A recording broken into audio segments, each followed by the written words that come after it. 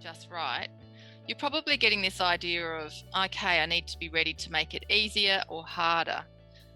Another way to think of it is I need to be ready to move up and down the steps, because we don't want to make something harder.